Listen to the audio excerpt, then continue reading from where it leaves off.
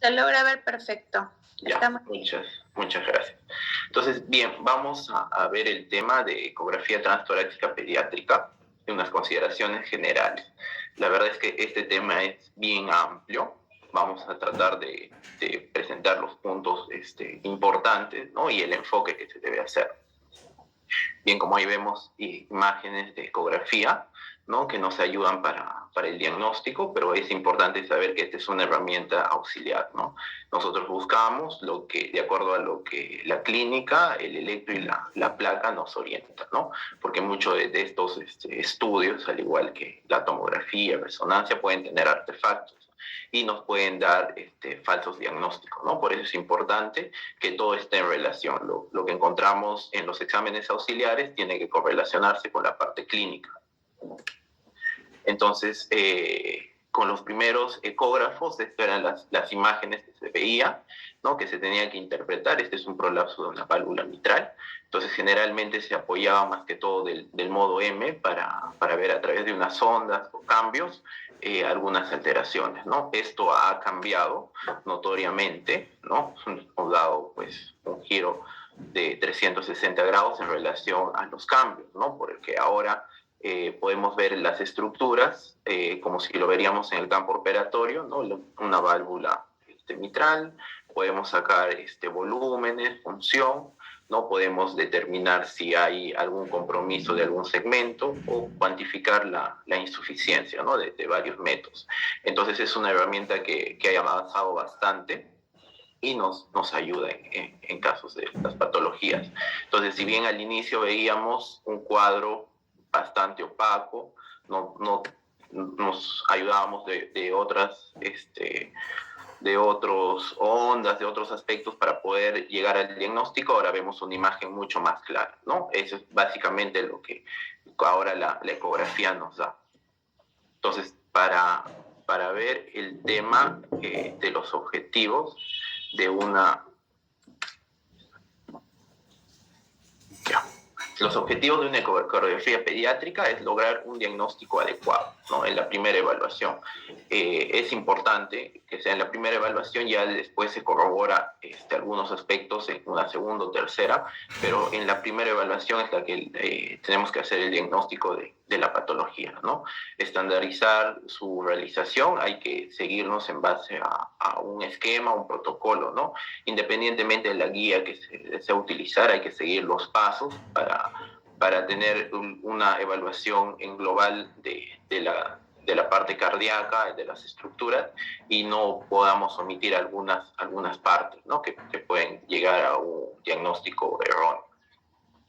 Esto también puede, como ya mencioné, puede tener artefactos durante la evaluación, entonces es importante siempre correlacionarlo con la clínica y los otros exámenes, ¿no? que tengamos.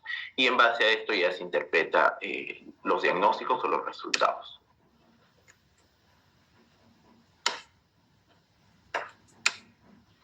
Entonces, para guiarnos del esquema o qué protocolos, tenemos varias guías, ¿no? Esta es de la Sociedad de Ecocardiografía, donde nos da unas guías y estándar, básicamente las vistas, la secuencia que se debe hacer en el caso de una ecografía pediátrica. También tenemos las recomendaciones de cómo medir, ¿no? En qué fases, en qué vistas se debe medir las estructuras cardíacas. Y también si es que estamos evaluando en una unidad de cuidados intensivos, también tenemos una guía donde nos ayuda más o menos la secuencia que debe tener esta evaluación, ¿no? Entonces, con todo eso, nosotros estamos en una disyuntiva, cuál guía seguir, cómo vamos a hacer. Entonces, básicamente hay una secuencia, la secuencia que se adecue, la guía que prefieran utilizar, pero eso sí cumpliendo todos los parámetros que tiene, ¿no? O sea, lo importante es no saltearse, no olvidar una ventana, porque este es un examen que después no lo puedes grabar, pero si es que no has tomado la vista adecuada, ya no vas a poder evaluarlo nuevamente, ¿no? No es como una tomografía donde tomamos todo un volumen y de ahí yo puedo hacer miles de cortes de acuerdo a la zona que no he visto. La ecografía, al igual que la resonancia, dependen de la imagen obtenida. Entonces, si yo no he buscado una vista apical y tenía un CIB muscular, ya después probablemente no lo voy a ver en otras vistas, ¿no? Entonces, más o menos esa es la idea. seguir un orden.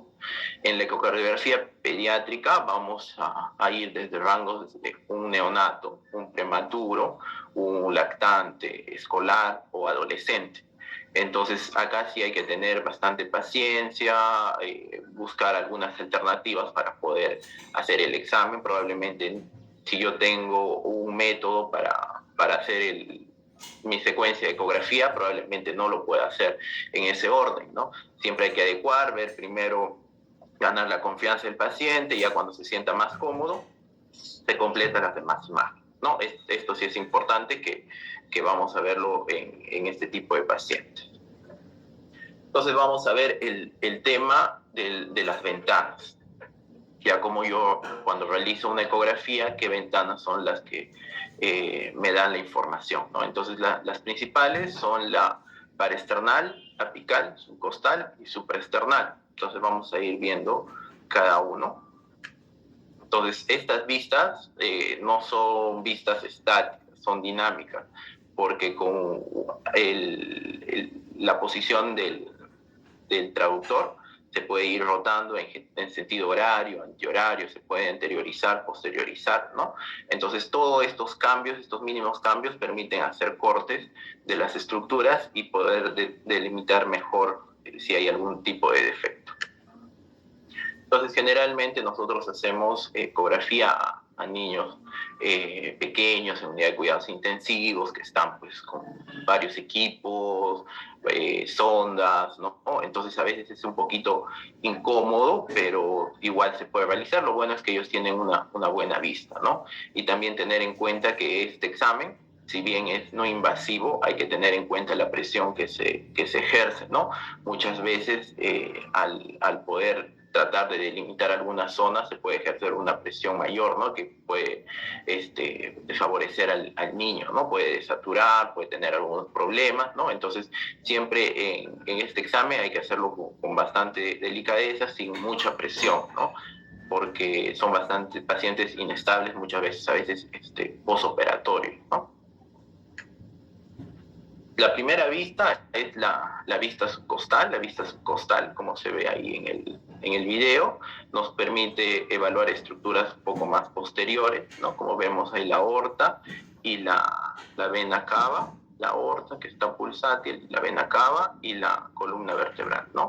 Al inicio podemos ver estructuras un poco posteriores, pero eso también se puede ir modificando, ¿no? En la vista subcostal de eje largo podemos ver estructuras de acuerdo a cómo vamos orientando un poquito el movimiento de la sonda, ¿no? Podemos ver estructuras como la salida del ventrículo derecho, la salida del ventrículo izquierdo, ¿no? Como dos cámaras, la válvula tricúspide. Acá tenemos un video, ¿no? Acá vemos como dos cámaras, la parte del septum, igual, y acá un poco focalizado en lo que es la parte del septum interauricular. La subcostal es la que mejor nos va a ayudar porque está perpendicular a lo que es el septum interauricular. Entonces eso nos ayuda a poder determinar algunos defectos tipo foramen, un CIA, ¿no? Entonces esta estructura es bastante importante, esta vista, diré, porque a través de esta vista podemos ver casi todas las estructuras del corazón, ¿no? Generalmente en lactantes o en niños pequeños nos da bastante visión, ¿no? A diferencia del pacientito más grande, ¿no? El subcostal nos ayuda bastante en estos casos. Igual, acá vemos en este video el ventrículo izquierdo, ventrículo derecho y la salida de la pulmonar. Igual en este video también anteriorizado un poco se ve la salida de la aorta y el VI, ¿no? Entonces si tendríamos algún defecto tipo CIB, lo podemos ver a este nivel, ¿no? Algún tipo de insuficiencia de la aorta o estenosis también nos ayudan estas vistas. Para hacer el corto sagital, ¿no? El subcostal sagital, hacemos un giro de 90 grados antihorario con la muesca hacia arriba, ¿no? Al inicio del subcostal se posiciona debajo de la apéndice sifoides con la muesca hacia la izquierda. Para ir a un corte sagital es el giro en 90 antihorario, igual con la muesca a la izquierda. Y vemos pues las estructuras, ¿no? En este caso podemos ver la estructura del sistema venoso sistémico, un poco en la salida de la aorta, ¿no? Del ventrículo derecho con la pulmonar o un biventricular. Entonces, en una sola vista nos puede dar un espectro amplio, ¿no? Desde ver el tema de venas hasta ver un biventricular. Entonces, esto sí es más que todo un tema de movimientos de la sonda, ¿no? Son movimientos bien suaves, cortos, no nada es tosco ni brusco, ¿no? Son movimientos bien suaves para poder orientarnos de una vista como de bicabal a una vista biventricular, ¿no? Generalmente es los movimientos anterior o posterior de la sonda, ¿no? Acá igual se ve en esta imagen la vena cava superior, vena cava inferior, el septum interauricular. Si tendríamos un CIA lo evaluamos en esta vista, la aurícula derecha, la aurícula izquierda, igual acá la salida del ventrículo derecho, ¿no? El tracto de salida, la arteria pulmonar y las ramas todavía se ven, ¿no? Entonces generalmente nos da una buena vista el subcostal.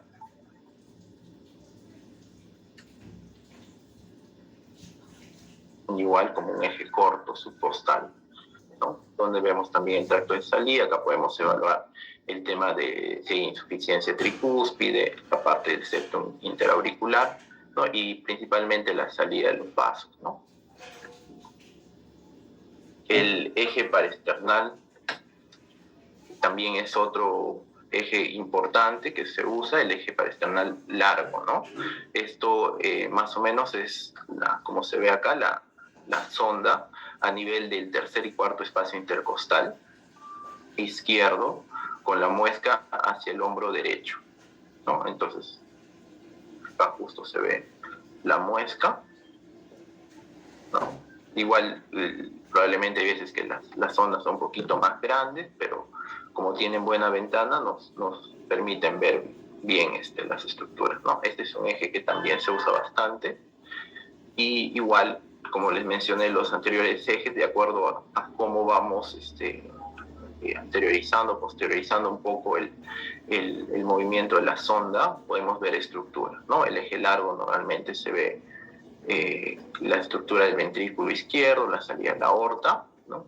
Pero si anteriorizamos un poco, posteriorizamos, podemos ver la válvula tricúspide o podemos ver la salida de la pulmonar, ¿no? Y ese es el eje largo, ¿no? Que debemos obtener. En este eje largo se evalúa el BI, la movilidad, si es que tienen algún septum, un CIB perimembranoso, lo podemos ver a este nivel, problemas de la aorta, tipo estenosis o insuficiencia, o problema de la mitral, ¿no? Entonces nos permite tener una visión de esas estructuras y también del ventrículo derecho, ¿no? El ventrículo derecho, si es que está dilatado o hipertrófico, también lo podemos ver en esta vista. Igual con el Doppler color, ya para valorar el tema de las insuficiencias, ¿no? De este mismo eje. Entonces, si yo hago movimientos de la zona, anteriorizo, posteriorizo, puedo ver otras estructuras, ¿no? Igual que el gráfico, donde se ve la válvula tricúspide y acá ya se ve la salida de la pulmonar, ¿no? Ahora estábamos en el eje largo, hacemos un giro en 90 horario, ¿no? Ahora la muesca se va hacia el lado del hombro izquierdo, en la misma posición. Primero se obtiene el eje largo y después se hace el movimiento horario y nos permite evaluar lo que es el eje paraesternal corto, ¿no? En este eje igual vamos a ver estructuras, que principalmente esta es la imagen que debemos obtener, pero si es que subimos un poco, podemos hacer un biventricular y de acuerdo a la zona que que nos encontremos, también podemos ver desde la parte basal hasta la parte apical, ¿no?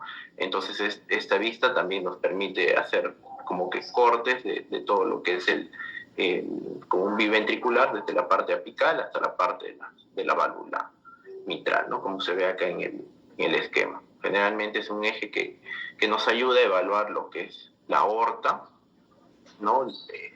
Las válvulas, acá se ve trivalva, las coronarias, también el tema del CIB o algún problema en la pulmonar. Igual acá tenemos un video, este es un eje corto donde ya posicionándonos el traductor en la posición indicada, vamos a ver, ¿no? La aorta al medio con las 3 valvas, la coronaria que se dibuja acá, la coronaria derecha, la coronaria izquierda, la salida de la pulmonar, podemos ver también la tricúspide, el septum interauricular y el ventrículo derecho, ¿no?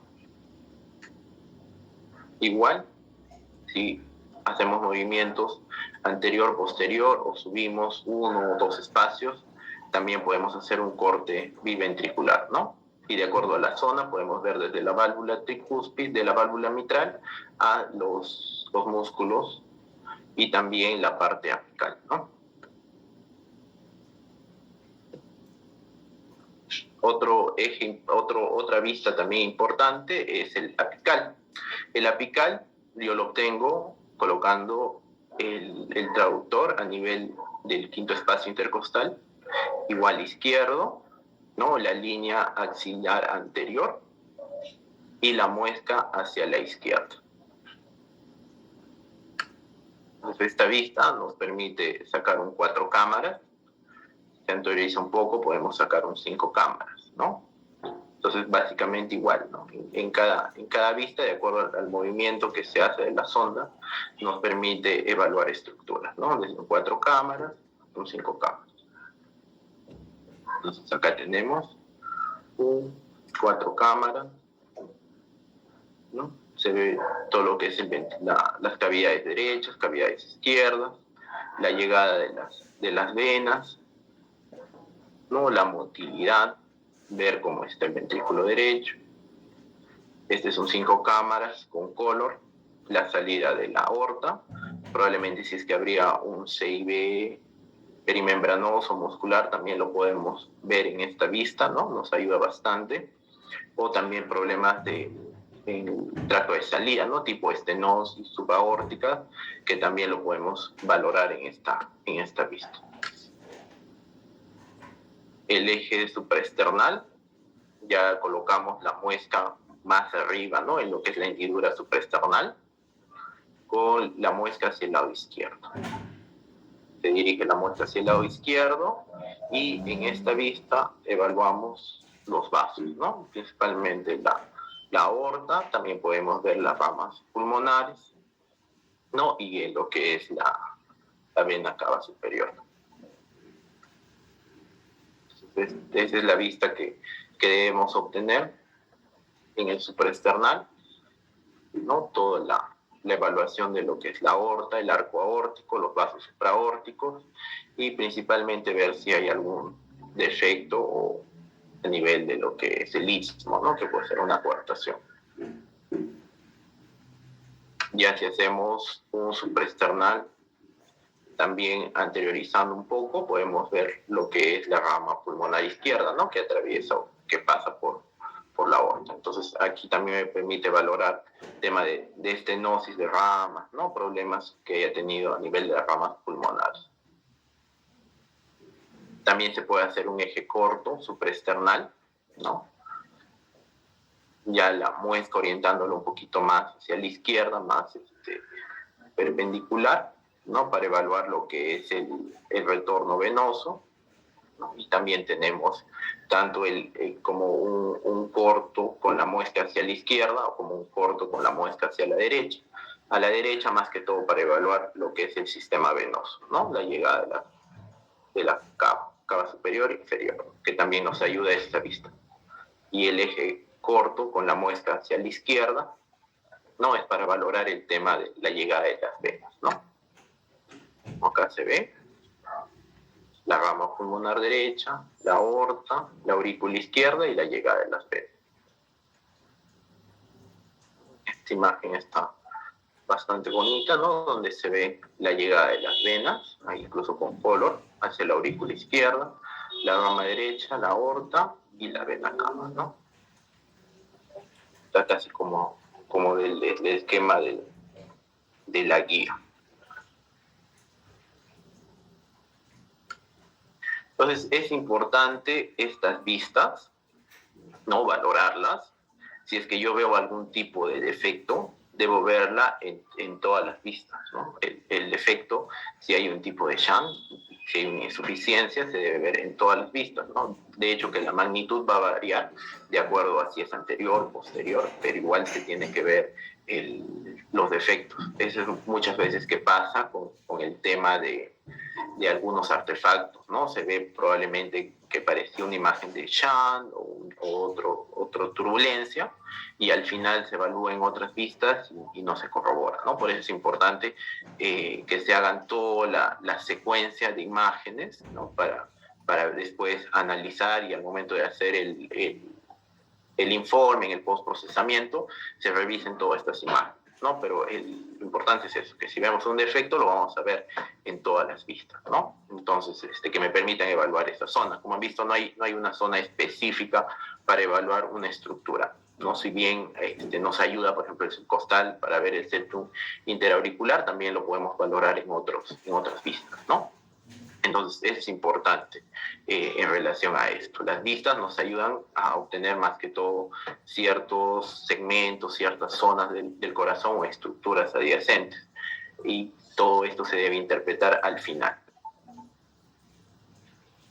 Entonces, después que hemos obtenido todas las imágenes, también tenemos que hacer un análisis segmentario del tema cardíaco. Si bien ya esta exposición se tocó con el doctor López y que nos ha explicado bastante a detalle todo esto, voy a pasar un poquito rápido. Más que todo es ver que en la ecografía también se hace un análisis segmentario cardíaco, al igual que la tomografía o la resonancia, ¿no? Es como, digamos, la secuencia o armar como que un rompecabezas para ver todas las estructuras y al final tener un diagnóstico, ¿no? Generalmente las heterotaxias, cardiopatías complejas van con varias alteraciones, ¿no? Entonces normalmente evaluamos lo que es el atrio, ventrículos y las arterias. Entonces, dentro de cada estructura, ¿no? O sea, la posición, digamos, a nivel de las estructuras abdominales, torácicas, la posición del corazón, las aurículas, la conexión, los ventrículos, la conexión de los vasos, todo esto se debe evaluar, ¿no? En cada segmento podemos tener algunas alteraciones, ¿no? Y cada estructura del corazón tiene una característica. Entonces, a través de la ecografía se puede determinar si es de morfología izquierda, morfología derecha, por las características anatómicas que tiene cada estructura, ¿no? Y cada estructura está diseñado para cumplir una función. Entonces, vemos algunos casos en que hay discordancias, ¿no? O transposiciones. Entonces, vemos que ciertas estructuras, por ejemplo, el ventrículo derecho, que funcionalmente, fisiológicamente, sus músculos no están preparados para manejar presiones altas, lo vemos después en el seguimiento, un LTGB, cuando está conectado el ventrículo derecho a la aorta, vemos que esto empieza pues a fallar, a claudicar, ¿no? Entonces es importante eso, ¿no? Reconocer qué estructuras están conectadas, ¿no? Normalmente, tanto derecho, izquierdo, va a estar en posición derecha, izquierda, con sus características anatómicas, y las salidas deben ser concordantes, ¿no? Pero no siempre pasa eso. Entonces, igual en la evaluación del situs también, ¿no? Del tema bronquial, evaluamos si el situs está, pues, lo normal es esto, ¿no? El situs solitus, donde está las características que debe tener el lado izquierdo, el lado derecho, pero esto puede cambiar, ¿no? Entonces, eso es importante de verlo, porque ya con estas alteraciones también nos orientan, ¿no? Porque si es que tenemos, digamos, un cistus inverso, probablemente en el corazón, en la parte del atrio, también va a ir alterado, ¿no? Sí, vamos a ir en taxi. El taxi llega en 10, 15 minutos. Anda, mañana. Igual, entonces cuando se evalúa, evaluamos pues el situs tóraco-abdominal, la posición del corazón, ¿no? Si está en levo, en meso, en dextro, puede ser secundario, primaria, el análisis del situs atrial, si está en situs solitus, inversus, ambiguo, y el ventrículo, ¿no? Todo esto ya nos explicó bastante bien el doctor López, así que vamos a ver desde el punto de vista de ecografía, que es lo mismo, ¿no? Entonces, cuando evaluamos, digamos, el situs abdominal, la posición cardíaca, lo evaluamos en el subcostal, ¿no? Como hemos visto, con la muestra hacia el lado izquierdo, para evaluar lo que es las estructuras posteriores, los vasos, ¿no? Por ejemplo, acá en este video vemos que está la aorta en el lado izquierdo, la cava en el lado derecho, ¿no? La columna, esto es un situs solitus abdominal, y la punta del corazón está hacia la izquierda, ¿no? Es un situs solitus en el epocardio. Entonces, con la vista subcostal nomás, yo ya estoy determinando la posición, ¿no? De los vasos, del corazón. Igual, en la parte de las aurículas, la aurícula tiene una característica normal, la orejuela, las estructuras, la válvula de Eustaquio, ¿no? Pero esto puede cambiar, no siempre tenemos la morfología derecha en posición derecha y la morfología izquierda en posición izquierda, ¿no? Muchas veces tenemos situs inversus o isomerismo, que los dos lados son iguales, ¿no? O sea, esto tiene características pues, izquierdas y estas dos aurículas tienen derechas, ¿no? Eso es importante valorar porque eso es lo que vamos a ver en este tipo de pacientes. ¿No? En esta ecografía vemos una aurícula derecha, ¿no? Donde se ve la orejuela derecha, que es pues, más amplia, más grande, a diferencia de la izquierda, que se delimita un poco acá, ¿no? Que es, digamos, como un dedo, como un meñique, más delgado, más elongado, ¿no? Entonces estas características nos definen la característica morfológica de la aurícula, ¿no? Que no siempre está en relación a la posición, ¿no? Igual, cuando valoramos la aurícula, vemos pues, la llegada del sistema venoso, sistémico, la válvula de Eustaquio, ¿no? Para determinar y si es izquierdo, la llegada de las venas, ¿no? Entonces son características que se tienen de cada estructura, ¿no? Y esto se tiene que valorar con la ecografía. Igual la llegada acá del sistema venoso, la llegada de las venas pulmonares, del sistema venoso sistémico, ¿no? Entonces eso nos determina también el tipo de aurícula. Ahora con la conexión también, ¿no? La conexión puede ser concordante, aurícula con ventrículo derecho, una válvula, o puede ser atrésico, ¿no?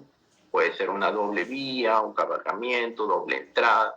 Entonces tenemos una amplia variedad, ¿no? Por eso le digo, es como un rompecabezas para ir yendo de un segmento a otro, ¿no? Entonces acá, por ejemplo, vemos una conexión concordante, ¿no? Perforada, vemos la válvula tricúspide. La tricúspide tiene algunas características, es un poquito más apical que la mitral. Este ventrículo es más hipertrófico, más trabecular, tiene la banda moderadora. En cambio, este ventrículo izquierdo pues, es más liso.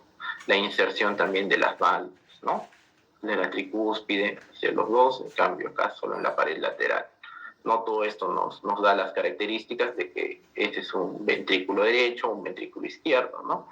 En este caso ya se altera, ¿no? En este caso vemos pues la llegada de las venas, pero esta estructura ya es un poco dilatada, ¿no? De características derechas, ¿no? Esta válvula también está más apical, y esto sería un ventrículo derecho con una válvula tricúspide, y este ventrículo ya se ve más liso, ¿no? Liso, que sería un ventrículo izquierdo conectado con una aurícula derecha.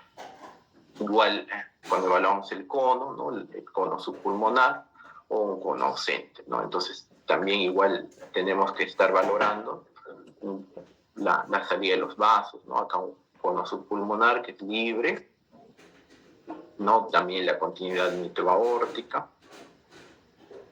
¿no? Esto es lo que es normal, pero también podemos tener la conexión con los vasos, ¿no? Que va a ser concordante. El ventrículo derecho sale la pulmonar y del ventrículo izquierdo sale la aorta, ¿no? Pero esto puede cambiar, puede tener un solo vaso, entonces eso también hay que estar revisando, ¿no? Porque no siempre va a ser la secuencia normal que vamos a encontrar, ¿no? Generalmente en cardiopatías más complejas, heterotaxias, esto cambia, ¿no? Doble vía de salida, truncus arterioso, atrexia tricúspide, todo esto hay que valorarse y hacer como un rompecabezas, ¿no? De cada segmento, y solo evaluando lo que es el análisis segmentario ya llegamos al diagnóstico de la cardiopatía. Entonces vamos a ver el tema de mediciones. También contamos, como les presenté al inicio, las guías, ¿no? Donde debemos evaluar cada estructura, en qué nivel del ciclo cardíaco, en qué vista, ¿no? Para eso nos da un esquema bien detallado de dónde es la zona que debemos medir, ¿no? Entonces esto también es importante. Otro aspecto importante de la ecografía pediátrica es valorar las dimensiones de acuerdo al peso y talla, ¿no? No es como los cardiólogos antiguos que te decían, sí, más de esta estructura ya es dilatado, más de estructura no. En pediatría nos basamos, como en todo, ¿no? En base al Z-score. Entonces, así como evaluamos el peso y la talla en los niños, de acuerdo al percentil, al Z-score que va, es igualito en la ecografía. Tenemos todas las estructuras del ventrículo derecho, el arco transverso, el istmo, las ramas, todo en base al peso y talla, ¿no? Esto es libre, colocan el peso y la talla del paciente y la medida, incluso les da el promedio y los rangos, ¿no? Colocan la medida que encuentran y les da el Z-score, ¿no? Entonces, esto sí es valioso durante la evaluación de ecocardiografía. Con esto podemos determinar pues, si una estructura está dilatada, está hipoplásica, ¿no? Esto nos ayuda bastante. Ahora solo rapidito, ya para terminar, en la ecografía no solo nos permite hacer el estudio en 2D, también tenemos a otras técnicas, ¿no? En el cual permiten valorar el tema de los otros movimientos, ¿no? Porque el corazón no es... los movimientos del corazón tienen varios músculos que van en diferentes orientaciones, ¿no? Si en la parte basal rota en sentido horario, en la parte apical antihorario, hay un movimiento de torsión. Entonces, como vemos en este esquema, no es una contracción solo como un globo, por decirlo, ¿no? Entonces, esto tiene varias capas, cada músculo tiene un movimiento determinado, entonces valorar este tipo de movimiento ya nos ayuda bastante lo que es el strain, ¿no? En el strain toma como un mapa, hace un mapeo como de las estructuras del ventrículo izquierdo en este caso, y vemos cómo se desplaza esos puntos, ¿no? Es como si yo imprimiría ahí, pondría un molde en el ventrículo izquierdo de los puntos y veo durante el sístole y diástole cómo esto se desplaza, ¿no? Y a través de eso yo puedo valorar cómo está la función, porque la función está en base a esta contractibilidad, ¿no? Pero tanto radial, circunferencial o longitudinal. Entonces yo puedo tener una función, una fracción de eyección buena, pero uno de los componentes va a estar menos y el otro compensa, ¿no? Entonces esto nos ayuda a valorar de una forma más específica qué segmentos, qué zonas es la que está comprometida, ¿no? Para eso también, igual para el análisis, con los resultados tenemos los Z-score en pacientes pediátricos, ¿no? Y esta es más o menos la imagen que nos da. También otro es la ecografía 3D. En la ecografía 3D nos da volúmenes, nos da función, ¿no? También el procesamiento hay que hacerlo a la par con la máquina para obtener un mejor resultado, ¿no? Igual, como todo en pediatría, tenemos los Z-score, ¿no? Para valorar cómo está ese volumen, cómo está esa función, ¿no? Entonces, eso es importante. Igual del ventrículo izquierdo también nos permite tener el análisis pues, de la función, de los segmentos, volúmenes, ¿no? Entonces es una herramienta pues, que nos da bastante información. ¿no? Y qué hay al futuro, que ya se está viendo en otros sitios, ecografías, pero por ejemplo tipo endoscopías, ¿no? Para valorar pues las coronarias, que se hace una navegación a través de la ecografía, lo que tenemos en conjunto con lo que es el cateterismo, que lo vamos a ver más adelante, ¿no? Pero esas dos imágenes fusionadas para el cierre con cierre de CIA, por ejemplo, ¿no? También la fusión con lo que es la tomografía para determinar a través del strain la irrigación y qué zonas están comprometidas, ¿no? Con las coronarias, que también es lo que se ve, o lo que es la impresión 3D, que también nos ayuda bastante en estas patologías, ¿no? Problemas de válvulas, problemas complejos, ¿no? En algunas cardiopatías también nos ayuda, ¿no? Y lo que es la navegación también, ¿no? Podemos obtener el examen y a través de un navegador virtual podemos evaluar las estructuras, ¿no? Que hemos encontrado y a la par con el cirujano se puede determinar qué cirugía sería la mejor, ¿no? Y ya lo último es en realidad virtual, ¿no? Que lo tienes prácticamente como un holograma y ahí se va haciendo cortes, se va viendo las estructuras, ¿no? O sea, esto ya nos ayudaría bastante más adelante, que es para el tema, pues, del abordaje quirúrgico, ¿no?